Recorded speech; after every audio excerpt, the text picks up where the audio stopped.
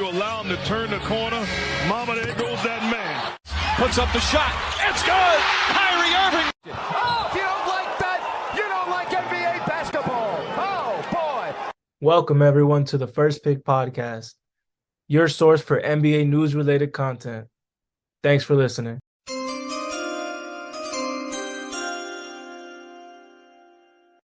Welcome, everyone, back to another episode of the First Pick Podcast. We're here today with another team review. Now, quick PSA before we get into the team review and we start talking the Brooklyn Nets. Episodes will now be airing from Tuesday and Thursdays only. I am a part-time college student, so I do got to kind of find the time to record this, but I do feel like getting out episodes to you guys 2 times a week is pretty good content, and I will be giving you guys content via the Instagram and the Twitter, so please give a follow over there. Remember the names of the 2 socials. We got the Instagram at @the_first_pick_pod, and we have the Twitter at @TF First Pick Pod. If you can't find the Twitter, head over to the Instagram, click the link tree in the bio, scroll down, you should be able to find the Twitter. Give us a follow over there on Twitter. I really would appreciate that. It really seems like you guys are really liking the reels that I've been doing so far. I've been doing start bench cuts with different NBA players. I plan on adding more, non-start based cuts questions, more of just like who would you rather,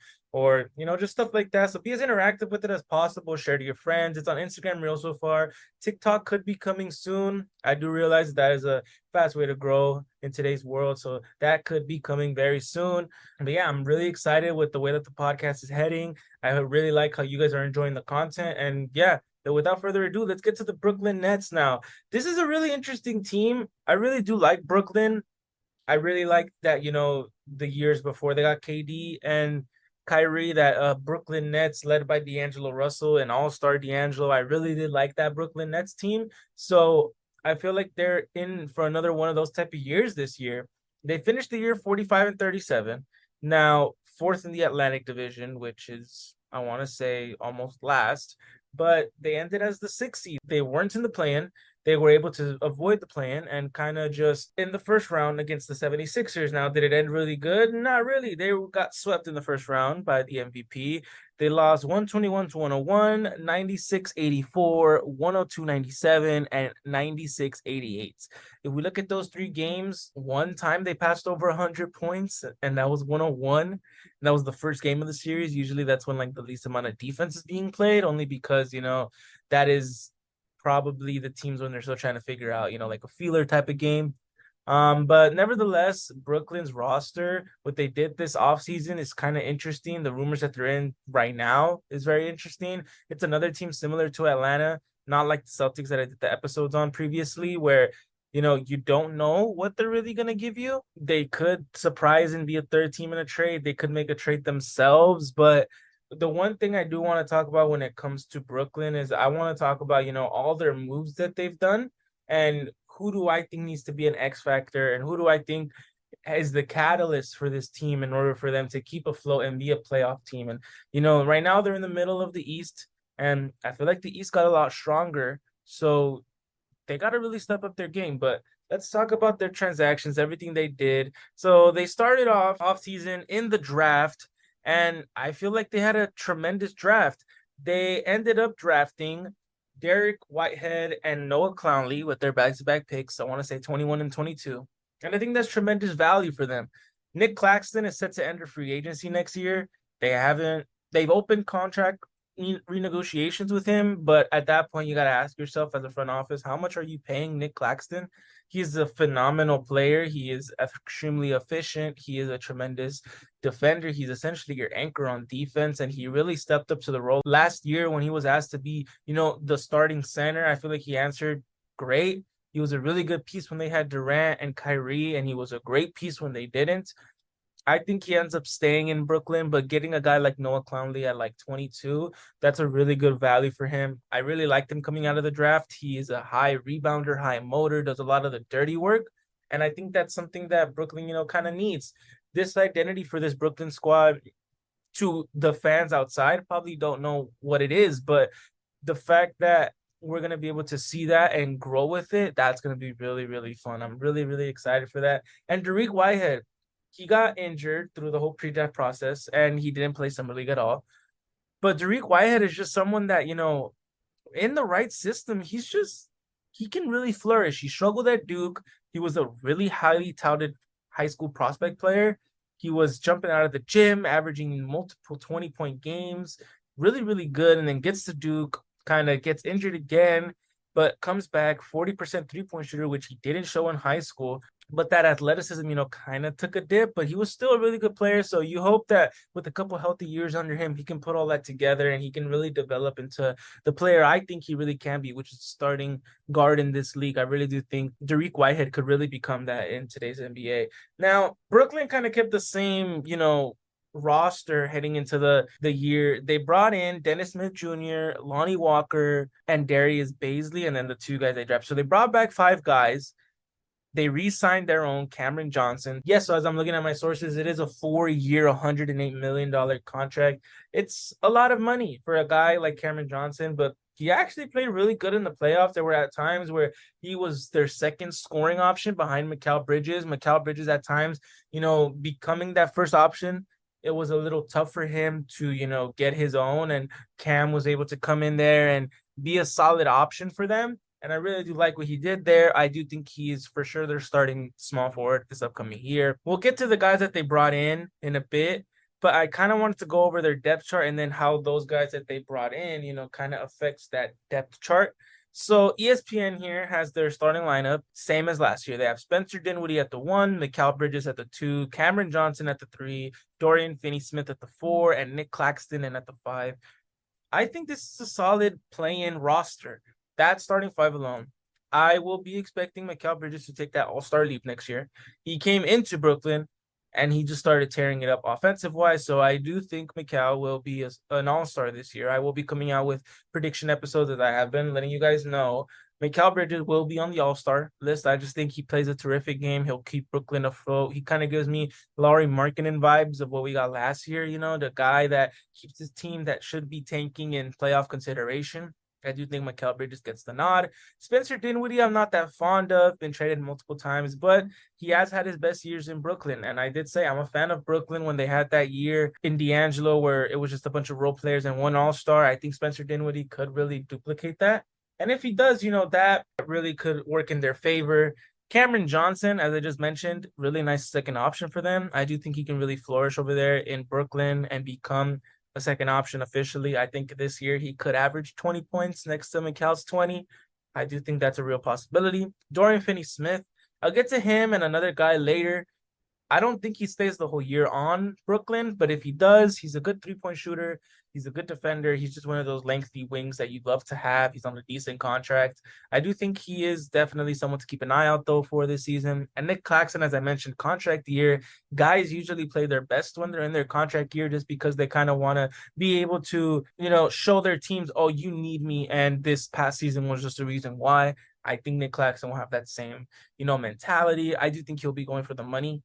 I do think whoever offers him the most money. I do think that, however, will be Brooklyn because I do think Brooklyn values his continuity with that same roster. And I do think that that's something that will be continuing in the future, their partnership. The second unit for them, they got Dennis Smith Jr., new acquisition, Lonnie Walker, new acquisition, Royce O'Neal, Ben Simmons, who was injured a lot last year, and Day'Ron Sharpe.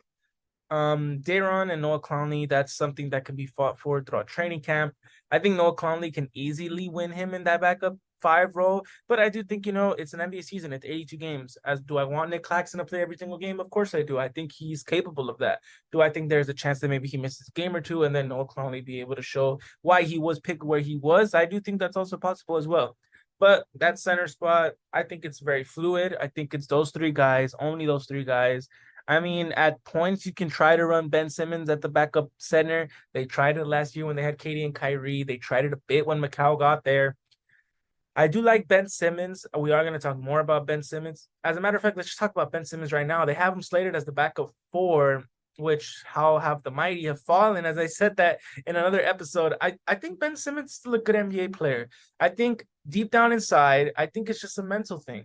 I think Ben Simmons, it does something to someone mentally when everyone doubts you. And that series against Atlanta a couple years back where everyone said, how did he not lay up the ball? He played so bad, scoring only like 2 points here and there. And, that does something to someone. His whole life, he's been kind of like deemed the next LeBron, the next Magic, like put on a pedestal everywhere. And this is really the first time he's really faced adversity. Hell, he missed his whole rookie year because he was injured, came back and won Rookie of the Year. Like he's been put on this pedestal, given excuses and stuff. And I feel like this is the first time in his career where, he has to prove himself again. And I mean, I want him to show out and show up like, don't doubt me again. Just know if Brooklyn do get a prime version of Ben Simmons, they're easily a playoff team. Easily a playoff team. Now, it all does depend on what version of Ben Simmons they do get. I am also fine with Ben Simmons becoming a Draymond Green player. I only averaging 7, but giving you 5 assists, 5 rebounds, and 2 blocks. That's fine. That can get you something good. Do I think that's worth the contract he has now? No, I definitely think that it will be renegotiated and he will become a more fairly paid player. But my same deal was kind of like with Westbrook when he was on LA and he switched to the other LA team. Westbrook at $47 million is a terrible contract. It's something where his inefficiencies show, his turnovers show. You expect him to be the number one guy because he's getting paid like the number one guy, but he's kind of, really falling short of that. Westbrook on the contract he is now, $4 million, that's tremendous value. You're getting a guy who can get 15, 5, and 5, not good shooting, not good efficiency, not good, turnovers. He gets turnovers a lot, but at that money, at that value, you're not getting anything better. Ben Simmons is something similar to that. He's the highest paid player on this team. Is he deservingly? Probably not right now. It's the reason why he's the backup 4. I have Mikal over him as the first option. I even have Cam Johnson in over the second option. And hell, I might even have Nicholas Claxton over him as that third option. He is realistically a role player to start the season. I really do hope he comes in the season healthy. He has no problems. Back injuries are tremendously serious, guys. And I do think with the correct treatment, with the correct training staff, with the correct mindset, that Philadelphia Ben Simmons is still in there. And I do think if Brooklyn can unlock that, they're a completely different trajectory than I'm going to put them in this video. Now, Royce O'Neal, backup 3, him and Dorian Finney-Smith, those are the 2 guys I wanted to talk about. Dorian Finney-Smith and Royce O'Neal were really hot names in the trade market this offseason. They were linked to multiple contenders, the Lakers, the Bucks, the Warriors. They were linked to a lot of teams, and rightfully so. They're wings that shoot really high percentage from 3. They play really good defense, and they're extremely versatile. They're both really good height, as I just mentioned. But yes, those guys are valuable in the NBA. If Brooklyn is not having the season they're having, or they're at the trade deadline and they don't know which direction to go, those 2 guys are guys who can realistically be on the move. Royce O'Neal more so than Dorian Finney-Smith. Royce O'Neal's on the last year of his contract. He's going to be on that same type of mentality that Nick Claxton was, where, I'm playing my best so I can get paid the best. And I do think that Royce O'Neal probably is the one on this roster that isn't able to, play out the year with Brooklyn, which, I mean, it kind of makes sense because if you take out Royce O'Neal from the equation, you're able to open up more minutes for, Cam Thomas, who we're going to get to a little bit later, Lonnie Walker, Dorian Finney-Smith, Ben. So you're able to open up minutes for everyone else. So I do think Royce O'Neal is someone that maybe is not on this roster, but for the meanwhile, it's a great backup 3. I do think that he could probably even start because I think he had a better playoffs than Dorian Finney-Smith, but we'll see come training camp. But yeah, I really do like Royce O'Neal in there at the backup 3. Lonnie Walker and Dennis Smith Jr., this is a new backcourt for them, and I really like it. I really do. Dennis Smith Jr. is quietly one of the best defenders in the league. I love the story how he was out of the league for a while, put his head down, did the work, came back, and he had a tremendous year in Charlotte. A lot of the NBA is opportunity, and LaMelo Ball was hurt a lot last year, and Dennis Smith Jr. was asked to play a ton of minutes, and he stepped up. He provided good defense. He provided decent shooting, and I really like this fit in Brooklyn. I mean, if there's a chance that, something, obviously, knock on wood, we don't want no one to get hurt, but in scenarios where he ends up as being a starter, I really like that fit next to Mikal because of his defense. Him and Mikal on the perimeter defending is really, really good. And I think his athleticism, he's become a new player, and I'm all for it. I really do like Dennis Smith Jr., and I'm really happy for him. Lonnie Walker, too, he left the LA Lakers after a really, really good and surprising playoffs. He was out of the rotation, also kept his head down, just waited for his opportunity. The NBA is a chance of opportunity. If you get an opportunity and you seize your opportunity, you're suddenly on another roster for the next at least 2 years, because people will remember what you did a couple years back for, the situation you were in. Lonnie, he was in LA, start of the year, heavy rotation minutes, trade deadline happened. He kind of was, not getting any PT. He wasn't labeled as a good defender. He was labeled as an inconsistent scorer. Golden State series down at home in Staples, and he delivers. He delivers one of the best playoff performances we saw this playoffs. He was able to uplift LA, bring them back, and win that game, kind of putting the nail in the coffin in the series, because they just needed one more for elimination. Really, really good for them. I do think Lonnie Walker can provide a scoring for them, because as I mentioned, in the playoffs, they only scored over 100 once, and Lonnie Walker, if he does anything good, it's put points on the board, and that's something that Brooklyn really does need. I can see a lineup where he ends up with Mikal and Cam Johnson in there with Spencer Dinwiddie, where it could be Spencer, Lonnie, Mikal, Cameron, and Nick. And, you have 3 scorers in that lineup, maybe even 4, that, you got to guard them, because they can score the ball at any level. They can shoot threes. They can drive to the rim, penetrate, kick out. Good shooters, because Lonnie also did show he was a good shooter. I do think it's a great fit for him. I do like that for them very much. Some guys that I didn't really talk about because they're not even in the second rotation: Cam Thomas, Darius Bazley, someone they added, Dariq Whitehead, obviously. Dariq Whitehead, we might need a couple more months or weeks to heal. I think he should be ready by training camp, but nothing's set in stone. Everyone heals differently. But Darius Bazley is someone that they brought in. Another guy that they can do just a young flyer on. Let's say, injuries pile up. Darius Bazley can definitely go in there, get you a couple of points, rebounds. I think he's a high energy guy. I remember when they made it a big deal that he was, an intern at New Balance, and he was one of those players that, if developed correctly, could be really, really good. And I still do believe so. I think he can definitely be good if developed correctly, but now you're kind of hoping at a rotation player out of him, hopefully. Which I definitely think he can definitely do. He's super, athletic, and I think that's all you really need in today's NBA. Be athletic and be able to run the floor. And I think Darius Bazley can definitely do that. Cam Thomas is someone who I would really want them to find minutes for. He is a bucket. Now, I can see why they don't play him. His defense isn't the best. He is a shot chucker at its finest. He will ask for the ball and not pass it to anyone. But I mean, we just saw on the recent episode of Podcast P where Paul George had Mikal Bridges on, Cam Thomas practices these shots. He's not just going in the game and shooting shots that he doesn't practice. He is a scorer at heart. Do I think that he'll get a chance this upcoming season? I would hope so. But the signing of Lonnie Walker, the signing of Dennis Smith Jr., unless you do trade Royce O'Neal or Dorian Finney-Smith, it's going to be really hard for him to get minutes. And I really do like Cam Thomas. I think he can definitely be a 15 to 17 point per game scorer if given minutes correctly. I think my most likely outcome for this with Cam Thomas is he enters restricted free agency, they pull his rights away, and he ends up signing with the team for like the veteran minimum just because no one has given him a shot. And then he's going to go on said team, take that minimum contract, and then get paid the following offseason a lot more, because that team that signed up to the minimum will end up playing him, and he'll end up showing out that he's worth way more than a minimum. I do think he's headed towards that real same path. He reminds me a lot of Malik Monk when he gets minutes, just super athletic, scorer at its finest, and I do think he's following that same career path. But I would not be surprised if Cam Thomas does get minutes this offseason, however. But, it's going to come in bits and pieces, not, anything consistent. I don't think so, at least. Now, let's talk about the floor and the ceiling for this Brooklyn team. Now, they were the 6th seed, 45-37 this past season. I do think they take a step back, but a step forward. I think, let me explain this to you. I think they're a play-in team. I don't think they're lower than the 10th seed. I think they are around the 8th to 10th seed. I think they're in and about there. I do, however, they did take a step back in the seeding, but I think they'll take a really big leap in their development. I think Mikal Bridges will be an all-star.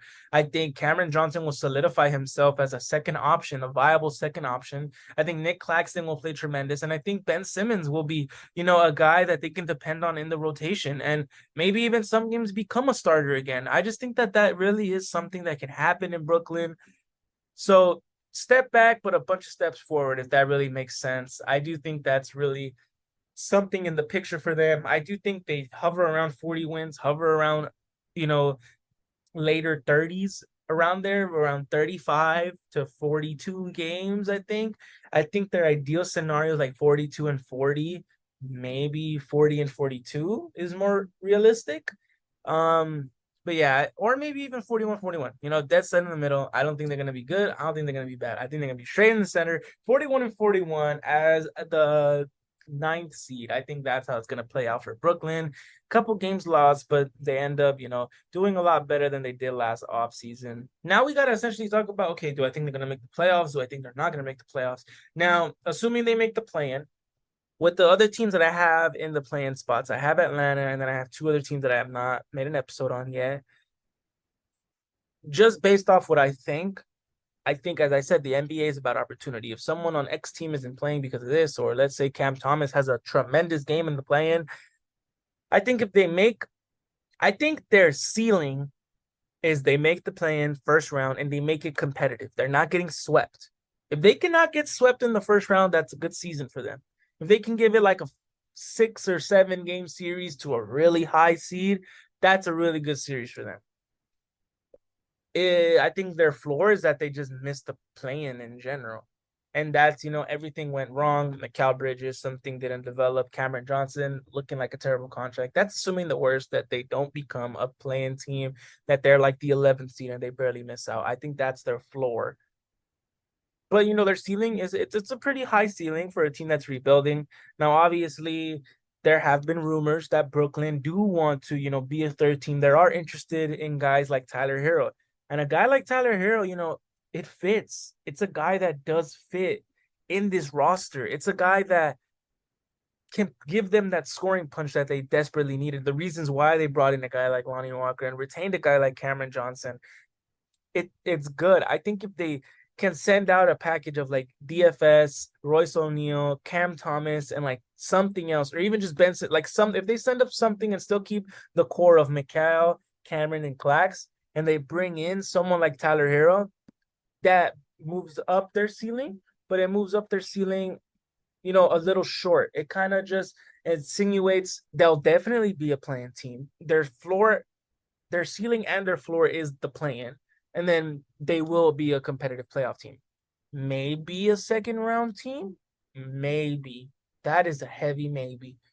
I'm putting a lot of pressure on Tyler Herro if he does end up getting traded there. But, it's all rumors and speculation right now. But, I do think Tyler Herro is that difference maker between, winning a couple playoff games and not.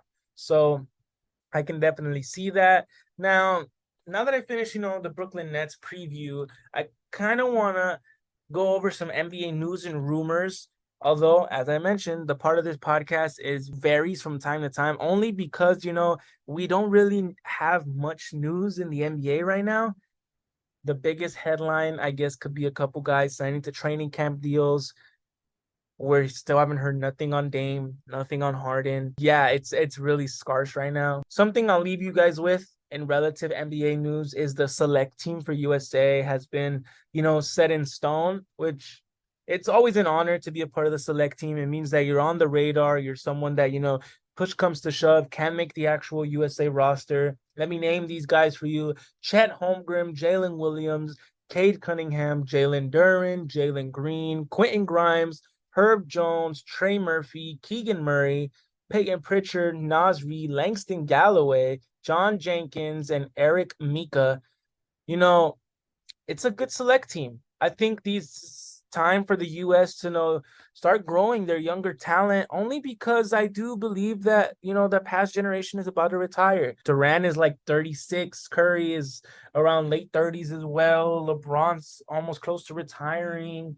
It's good to get these guys their reps. If I were to put my money on any of these guys making the Team USA roster, a guy like Cade Cunningham has a case. Jalen Green has a case. Keegan Murray has a really good case. Trey Murphy, Naz Reid. The guy that kind of does surprise me is Langston Galloway. It's a name I haven't heard a lot, but he's played with the Team USA for the time being, and he's been killing it. So I'm not surprised really that he got that spot, but just to see his name in those groups, because if Langston Galloway was a bucket. played for the Knicks and then went to Detroit. Was a really good bucket. He was, their scorer when they were really, really bad. So Langston Galloway, I'm happy he's getting his opportunity. But besides that, that's all I really do have for, NBA news. It really is slow. So I'm going to be posting a lot of more, video content on the Instagram and the Twitter just because of how slow the content is. There's not really that much news. I want you guys to, give feedback, whether that's through the Instagram, through the Twitter. Would you guys want to see like the scores of every game for the NBA? I give you guys like the highlight of the game and stuff like that. Would that be something that interests you guys? I can definitely, keep up with that. I would be able to do that. Yeah, if that's something that you guys are interested in, totally down for that. Now, the next team that we're going to be doing is we're going to be doing the Charlotte Hornets. That's going to be a really, really fun team. Melo, Miles Bridges, Brandon Miller, Gordon Hayward, Terry Rozier. That's going to be a really fun episode as we do a deep dive onto them. But yeah, thank you guys so much, for tuning in for another episode of the First Pick Podcast, the Brooklyn Nets season preview. I really do appreciate you guys giving me a listen. Remember, we're going to be on Apple Podcasts, Spotify, YouTube, and SoundCloud. Please give us a listen, share with a friend, give us a 5-star rating. And if you're on YouTube, make sure to hit the subscribe bell. Show to other people that we do have a YouTube. Tell your friends to also subscribe. We're also on Reels, so make sure to share those. Repost them on your story. Reposts are great. Comment, debate in the comments with everyone else. That's really, really fun. That's actually one of my favorite things when I see people comment, like, oh, this person was better than this person. That's something that's really, really cool to me. Because at the end of the day, we're all basketball nerds and we're all people that, just want to know more about basketball. We want to, hear other people's opinions. And I think that's the best part of it all. So, just keep doing that. You guys are doing a tremendous job. Thank you guys so much. Remember to also follow the Instagram and the Twitter I mentioned at the beginning of the episode, but just in case you didn't hear it, it's the First Pick Podcast on Instagram and Twitter. The Instagram handle is @the_first_pick_pod, and the Twitter handle is @TF First Pick Pod. Remember, subscribe, follow those. I really would appreciate it. Anyways, peace.